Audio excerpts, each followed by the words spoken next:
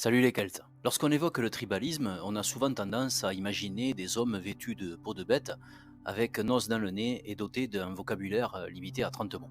Loin de ces clichés simplistes, nous allons aujourd'hui aborder ce sujet sous l'angle de la tradition et tenter de comprendre pourquoi un certain retour au tribalisme pourrait être bénéfique à bien des égards, à une époque où nos sociétés se fragmentent et où notre socle culturel et civilisationnel est plus que jamais menacé. Plusieurs questions seront abordées durant ce format. Tout d'abord, qu'est-ce que c'est? Pourquoi a-t-il pratiquement disparu en Europe? Et surtout, qui en est responsable? Enfin, je vous expliquerai pourquoi, selon moi, un retour à une forme de tribalisme pourrait être vital pour les peuples européens aujourd'hui.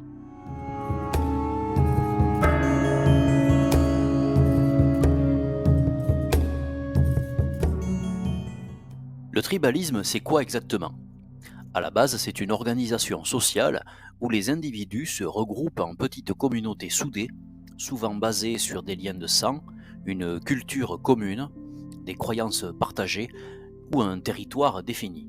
Pensez aux tribus celtes comme les Gaulois ou aux Germains avant l'arrivée des Romains. Ces groupes vivaient selon des codes stricts, loyauté envers le clan, protection mutuelle et une identité forte qui les distinguait des autres. Le tribalisme, c'est avant tout une question de survie.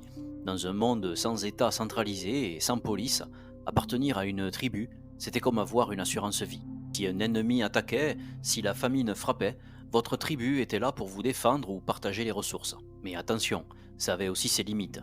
Les rivalités entre tribus pouvaient être violentes et l'appartenance au groupe primait souvent sur l'individu. Prenons un exemple historique concret.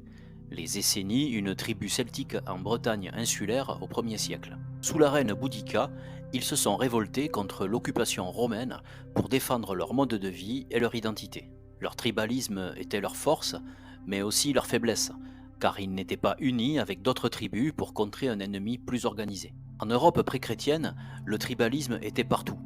Les Gaulois, les Germains, les Slaves vivaient en petites unités décentralisées avec leurs dieux, leurs propres chefs, leurs propres traditions. Mais alors pourquoi ce système a-t-il disparu? Pour comprendre l'éradication du tribalisme en Europe, il faut regarder deux grands acteurs historiques, l'Empire romain et surtout le christianisme. Quand Rome a conquis l'Europe, elle a imposé un modèle centralisé, des lois uniformes, des routes, des villes, une langue commune, le latin.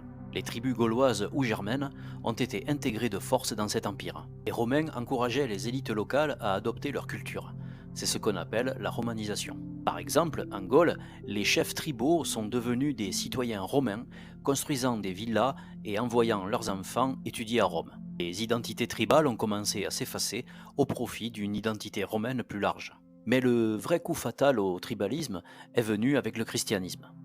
À partir du IVe siècle, quand l'empereur Constantin a fait du christianisme la religion officielle de l'Empire romain, tout a changé. Le christianisme prône une vision universaliste. Un seul Dieu, une seule vérité, une seule communauté de croyants, au-delà des frontières et des ethnies. Cette idée était en conflit direct avec le tribalisme, qui repose sur des identités locales et des divinités spécifiques, comme Luc pour les Celtes ou Thor pour les Germains. Prenons un exemple, la conversion des Francs.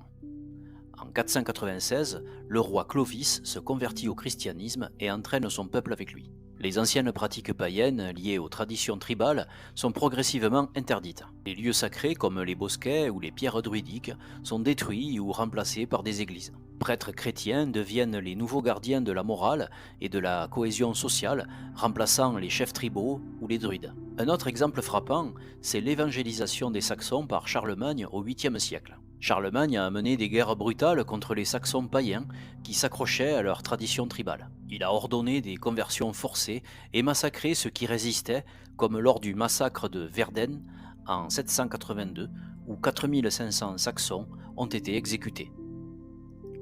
Le message était clair.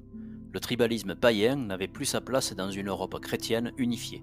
Le christianisme a donc joué un rôle clé en éradiquant le tribalisme car il offrait une identité supranationale et une structure hiérarchique, l'Église, qui transcendait les coutumes locales. Avec le temps, les Européens ont cessé de se définir comme membres d'une tribu pour devenir membres d'une nation ou d'une communauté chrétienne. Je vous laisse juger par vous-même les résultats des bienfaits du phénomène aujourd'hui. Alors pourquoi je pense qu'un retour à une forme de tribalisme serait vital pour les peuples européens? Attention, je ne parle pas de revenir à des clans guerriers qui s'entretuent pour un bout de forêt ou une parcelle de champ.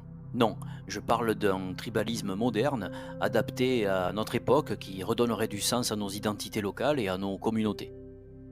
Aujourd'hui, l'Europe fait face à des défis majeurs. La mondialisation qui uniformise les cultures, l'individualisme qui nous isole et des crises sociales comme l'immigration massive ou la perte de cohésion nationale. Dans ce contexte, les grandes structures, États, Union européenne, semblent souvent déconnectées des besoins des gens. On a perdu ce sentiment d'appartenance forte qu'avaient nos ancêtres païens quand chaque communauté avait ses traditions, ses récits, son lien avec la terre. Un tribalisme moderne pourrait prendre la forme de communautés locales plus autonomes qui valorisent leur patrimoine culturel, leur langue régionale et leur savoir-faire. C'est déjà le cas en Bretagne, au Pays Basque et en Corse. C'est une forme de tribalisme soft, une fierté d'appartenir à un groupe sans toutefois rejeter les autres. Alors pourquoi c'est vital? Eh bien parce que sans lien communautaire fort, les sociétés s'effritent. Alors vous me direz, mais nous avons une communauté forte, c'est la nation. Oui, mais la nation unit des individus d'origine variée sous une identité française commune, tandis que le tribalisme, lui, privilégie ceux qui partagent une identité locale ou européenne spécifique, et c'est là toute la différence. Des études sociologiques comme celle de Robert Putnam montrent que les sociétés avec un fort capital social, c'est-à-dire des réseaux de confiance et de solidarité, sont plus résilientes face aux crises. Un tribalisme bien compris pourrait être aussi un rempart contre l'uniformisation culturelle et la perte d'identité face à la mondialisation et à d'autres communautarismes qui deviendraient à terme très problématiques. Et là, permettez-moi d'ouvrir une parenthèse personnelle. En écrivant le script de cette vidéo, je n'ai pu m'empêcher de penser en quoi le tribalisme pourrait être utile dans notre quotidien en 2025, et il m'est venu de suite cette réflexion. Si aujourd'hui nous avions une dose de tribalisme, est-ce que certaines personnes pourraient continuer à menacer impunément via les réseaux sociaux par exemple? Vous savez, ces fameux trolls. Posons-nous la question de comment cela se passerait si d'aventure nous rétablissions une dose de tribalisme. Je vous dis ça parce que suite à la dernière vidéo sur le néopaganisme, j'ai reçu quelques messages malveillants parce que j'ai osé toucher au précaré de certains idéologues. Alors, comment cela pourrait se passer? Eh bien, je vais vous le dire. Dans une société tribale, insulter ou menacer quelqu'un derrière un écran équivaudrait à le faire en sa face devant tout le clan.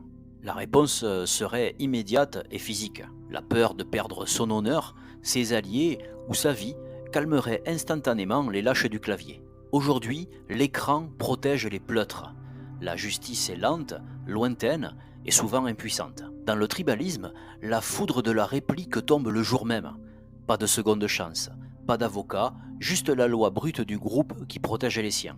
C'est pourquoi les trolls d'Internet redeviendraient muets en une génération ou disparaîtraient purement et simplement. En résumé, le tribalisme était le cœur des sociétés européennes pré-chrétiennes, un système basé sur la solidarité et l'identité locale. Il a été éradiqué par l'Empire romain et surtout par le christianisme qui ont imposé une vision universaliste. En conclusion, je ne prône pas un retour intégral à la société tribale, mais force est de constater que nous payons aujourd'hui le prix de sa disparition totale. Bien sûr qu'il faut garder des tribunaux et des juges, mais des juges qui rendent la justice au nom du peuple et pour le peuple. Ce serait déjà un bon début. Réintroduire une dose contrôlée de tribalisme instaurerait une méfiance utile chez ceux qui seraient tentés de commettre des actes graves. Après tout, le tribalisme existe déjà en France.